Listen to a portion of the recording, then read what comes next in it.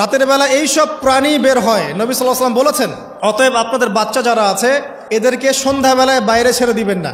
এখন কিন্তু প্রচুর ঘটনা ঘটছে, প্রচুর জিনঘটিত ঘটনা ঘটছে, জাদুটোনা করা হচ্ছে, বানটোনা করা হচ্ছে না?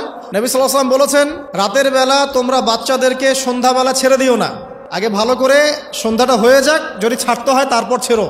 তারপর রাতের রাত যখন গভীর হবে তখন তোমরা এলোপাথালি ঘোরাফেরা করো না, রাস্তাঘাটে বনে জঙ্গলে ঘোরাফেরা করো না, কারণ এই সময় এমন কিছু মাখলুককে আল্লাহ পাক ছেড়ে দেন যাদেরকে তোমরা দেখো না। এখন সায়েন্সের যুগ তো, মানুষ মনে করে এগুলোর কোনো ভিত্তি নাই মনে হয়। কোরআন বলছে জাদু সত্য, কোরআন বলছে জাদু সত্য। কোন সূরা? সূরা বাকারা আয়াত নাম্বার 101, 102 পড়ে দেখেন। ওয়াত্তাবাউ মা তাতলু শায়াতিন আলা মুলকি সুলাইমান, এই আয়াতটা পড়েন, বিশাল একটা আয়াত আছে। ওয়া মা কাফারা সুলাইমান ওয়ালাকিন্না শায়াতিন কাফারু ইউআল্লিমুনা আন-নাস সিহর। এই সিহর দিয়ে কি হতো? মা ইউফাররিকুনা বিহি বাইনাল মারই ওয়া যাওজি। সুলাইমান আলাইহিস সালামের সময় এই জাদুবিদ্যার প্রচলন ছড়িয়ে পড়ে।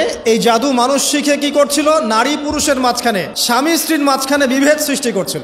এখন দেখেন না, পরিবারের স্বামী স্ত্রীর বন্ধন ভেঙে যায় না, কেউ কাউকে দেখতে পারে না, এমন হচ্ছে না? খুব ভালো সম্পর্ক হঠাৎ করে সম্পর্ক খারাপ। এই জাদুবিদ্যা সত্য। এবং এখনকার অনেক ভণ্ড যে কবিরাজগুলো বের হয়েছে, এরা জিনকে তাবে করে নিয়ে এই জিনদের মধ্য দিয়ে মানুষের মধ্যে জাদু ছড়িয়ে দিয়েছে। এই জাদুবিদ্যা সত্য। এর ফলশ্রুতিতে বহু পরিবার ধ্বংস হয়ে যাচ্ছে, দৃশ্য অদৃশ্যের অনেক ক্ষতি আছে। এগুলো এখনকার সায়েন্স বিশ্বাস করে না। আর সায়েন্স বিশ্বাস করে না বলে যে আমরা বিশ্বাস করবো না এমনটাও নয়। এখন বিজ্ঞান যেটা প্রমাণ করতে পারে নাই, এটা কি বিজ্ঞানের ব্যর্থতা না ইসলামের ব্যর্থতা? আল্লাহ রব্বুল আলামিন এবং তার রাসূল যা বলেছেন সেটাই চূড়ান্ত সত্য। সেটা আমরা প্রমাণ করতে পারি বা না পারি, এটাকে অন্ধভাবেই বিশ্বাস করতে হবে। এটাই হচ্ছে একটা মৌলবাদী কনসেপ্ট। আর এভাবে ইসলামের মৌলিক বিষয়গুলোকে না মানলে কেউ মুসলিমই হবে না। কথা কি বুঝতে পারছেন? আচ্ছা, তিনি বলছেন রাতের বেলা এমন কিছু মাখলুক বের হয় যাদেরকে তোমরা দেখো না। দুষ্ট জিন বের হয়। কি বের হয়? জিন জাতি নাই পৃথিবীতে? আল্লাহ পাক সূরা জিন নামে একটা গোটা সূরা নাজিল করেছেন, করেন নাই?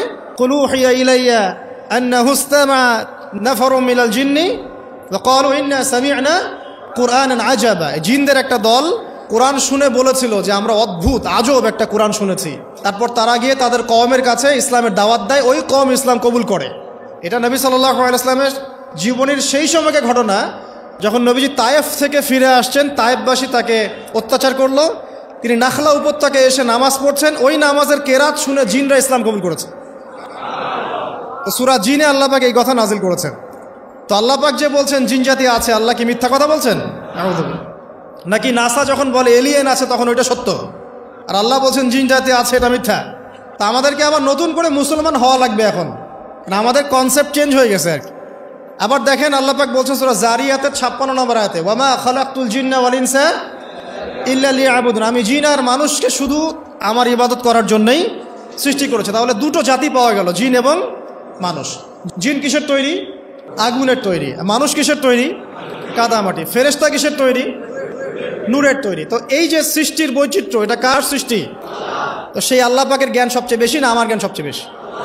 সে আল্লাহর পক্ষ থেকে যখন কোরআন এবং হাদিস নাজিল হবে, তা আমি অন্ধভাবে মানবো না, নাকি আমি আল্লাহকে চ্যালেঞ্জ করবো ইবলিসের মতো? ইবলিস আল্লাহকে চ্যালেঞ্জ করছে না, খলাকতানি মিন নার ওয়া খলাকতাহু মিন তিন। আমি কেন আদমকে সেজদা করতে যাব? আমি কেন আদমকে সেজদা করতে যাব?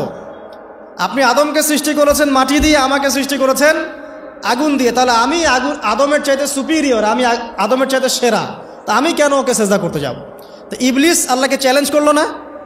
তো এখন আমরা যারা আল্লাহকে চ্যালেঞ্জ করছি, এখন এই বিশ্বে যারা আল্লাহকে চ্যালেঞ্জ করছে, কোরআনকে চ্যালেঞ্জ করছে, হাদিসকে চ্যালেঞ্জ করছে, এরা কি আল্লাহর অনুগত বান্দা না ইবলিসের এজেন্ট?